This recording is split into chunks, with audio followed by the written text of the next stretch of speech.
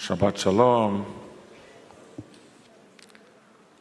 Eu tenho uma amiga que se recusava terminantemente a comprar rifas.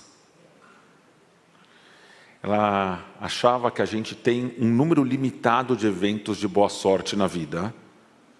Não queria gastar os dela com prêmios de menor valor. Ela dizia, e se eu ganhar? Gastei a chance de mudar de vida ganhando um jogo de panelas. Talvez isso tenha acontecido comigo. Faz um par de meses, eu ganhei não uma, mas 2 vezes na loteria. 2 sorteios seguidos. Na primeira, eu jogo pelo aplicativo da Caixa Econômica Federal. Então, olho ali no aplicativo, só diz que eu ganhei, não diz quanto. Aí você clica no sorteio, toda aquela tensão, você sabe que ganhou. E aí eu descubro que eu ganhei a imensa fortuna de R$114. Aí eu fui mostrar para alguém, falei, ganhei na loteria, você sabe quanto eu ganhei? Aí pego o aplicativo, vou mostrar. E quando eu vou mostrar, eu descubro que eu ganhei no jogo da semana seguinte também. Aparece 2 vezes lá, premiado. Aí de novo, toda a atenção. Mostro o primeiro, 114, vou abrir o segundo, R$30. Então eu ganhei 2 vezes na loteria, 2 jogos seguidos, no total eu ganhei R$144. Será que eu desperdicei as minhas chances de ficar milionário, seguindo nessa visão da minha amiga? Já gastei as minhas chances de ganhar na loteria, ganhei lá meus R$114 e nunca mais. Na dúvida, eu continuo jogando, só quando está acumulado. Nessa semana, a Mega Sena está acumulada em 115 milhões. E aí, com isso, eu garanto a chance de ganhar um prêmio que mudaria a vida de qualquer um.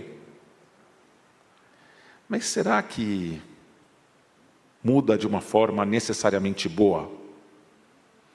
No ano passado, um sujeito que tinha ganho quase 50 milhões de reais na Mega Sena e que continuava com uma vida pacata em Hortolândia, foi assassinado por pessoas que sabiam que ele era o ganhador e que queriam o dinheiro dele. Não são raras também as histórias de pessoas que ficam milionárias do dia para a noite e que, na sequência, perdem todo o dinheiro em pouco tempo. Viram mais pobres do que eles eram antes de ganhar o prêmio. Tem a história de um casal... Tem a história de um casal americano que torrou 13 milhões de dólares em 15 anos. Tem um brasileiro que acabou com 30 milhões de reais em 5 anos. Mas além do risco de perder fácil, um dinheiro que chegou fácil, será que esses milhões todos trazem às pessoas a felicidade que elas acham que elas vão ter quando elas ganham na loteria? Do outro lado, tem notícias terríveis que a gente recebe ao longo da vida, tanto em situações pessoais como em situações profissionais, que, diferente do que a gente achava à primeira vista, acabam se tornando bênçãos que estavam disfarçadas de maldições. Uma separação amorosa que parecia que ia te levar para o fundo do poço, foi o que permitiu que você se descobrisse enquanto indivíduo, que se estruturasse de formas mais saudáveis dali para frente. Uma promoção perdida no trabalho, a incapacidade de comprar um ingresso para um show que você queria muito. Situações que em um primeiro momento pareciam muito ruins, mas que abriram novas possibilidades que você nem enxergaria se tivesse dado tudo certo. E é isso, às vezes o que parecia uma bênção se torna uma maldição. E às vezes o que parecia uma maldição nos enche de bênçãos.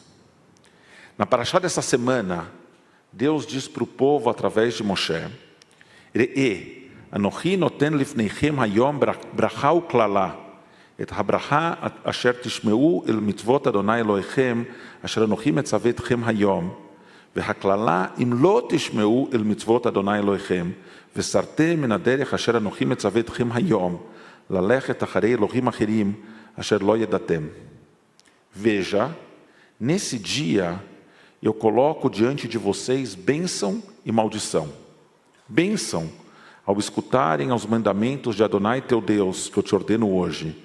E maldição, se vocês não escutarem aos mandamentos de Adonai teu Deus, se desviando do caminho que eu te ordeno hoje, indo atrás de outros deuses que vocês não conhecem. Dito assim, eu coloco na tua frente bênção e maldição. Parece até fácil reconhecer qual é a bênção e qual é a maldição. E que comportamento a gente precisa ter frente aos grandes dilemas que aparecem nas nossas vidas. Mas os comentaristas ao longo dos séculos gastaram muita tinta tentando explicar esses 3 versículos. Aqui são 3 versículos da Torá.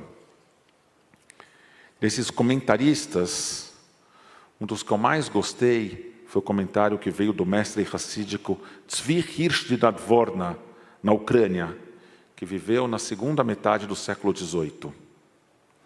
Na leitura dele, no trecho bênção ao escutarem os mandamentos de Adonai teu Deus, escutar tem que ser entendido como se integrar, se tornar um.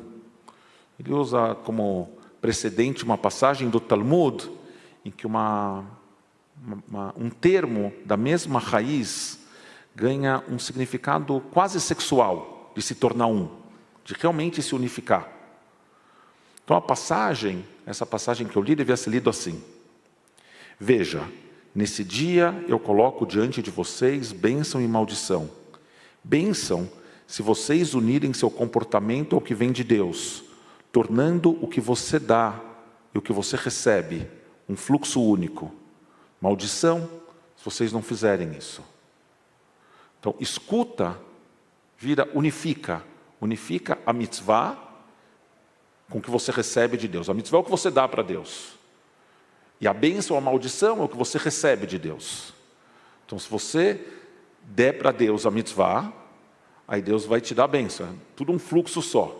Se você não der para Deus a mitzvah, Deus vai receber a maldição. Você vai receber de Deus a maldição. Também é um fluxo só. A forma como a gente recebe as nossas bênçãos e maldições determina o impacto que elas têm nas nossas vidas.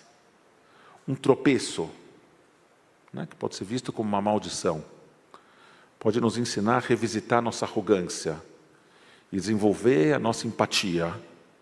Ou, por outro lado, pode nos tornar amargurados e rancorosos.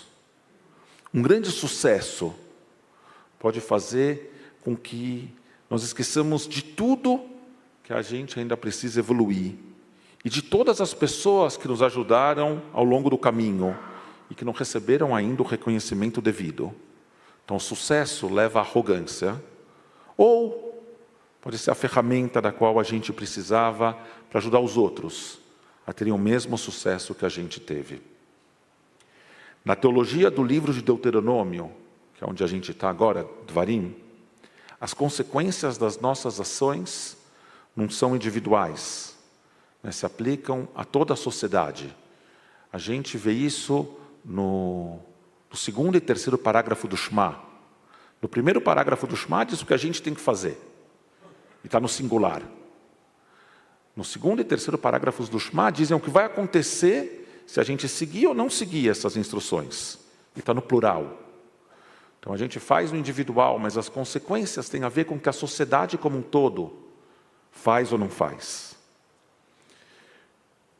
Quando, como sociedade, nós passamos a buscar outros deuses, e hoje em dia, os outros deuses que a gente busca em geral não são os ídolos pagãos, mas são a fama, o poder, o dinheiro. Ou ainda pior, quando a gente passa a achar que nós somos quase deuses. A Torá nos alerta que as consequências vão ser terríveis, as piores maldições possíveis. O que parecia eventos positivos vão se tornar desastres. A gente vai perder a nossa humanidade na busca do conforto, afogado nas tecnologias.